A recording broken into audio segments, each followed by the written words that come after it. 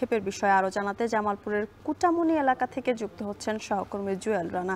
জুয়েল, কীটনাশক প্রয়োগের পরও কি কারণে পোকা দমন হচ্ছে না, এই বিষয়ে কৃষি ইনস্টিটিউট কি বলছেন এবং কৃষি বিভাগ থেকে এই বিষয়ে কি পদক্ষেপ নেওয়া হয়েছে জানাবেন।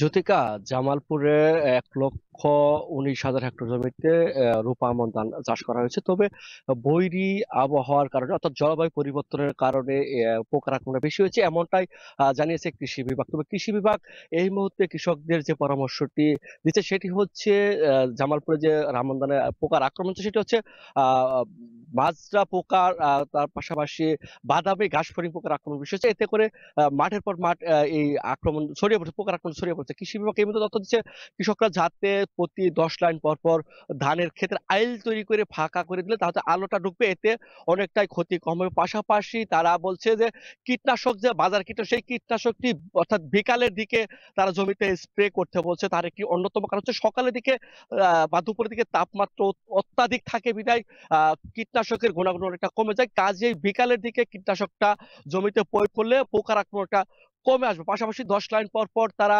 জমির আইল ফাঁক করে দিতে বলা হয়েছে, অর্থাৎ এতে করে আলো বাতাস ঢুকলে পোকার আক্রমণটা কমে আসবে। আরেকটি বিষয় বলা চলে, এই মুহূর্তে আমরা দেখেছি জামালপুরের সদর উপজেলার বিভিন্ন ইউনিয়ন আমরা ঘুরে দেখেছি, এখানকার যে প্রত্যেকটি ক্ষেত্রেই মাজরা পোকা, বাদামি ঘাসফড়ি পোকা, অর্থাৎ জামালপুর আঞ্চলিকবাসী আমরা কারেন্ট পোকা অবহিত করি, সেই পোকার আক্রমণটা বেশি হয়েছে। এই ছিল জামালপুর থেকে আমার কাছে পোকার আক্রমণ সবশেষ তথ্য। জ্যোতিকা, জামালপুর থেকে যুক্ত ছিলেন সহকর্মী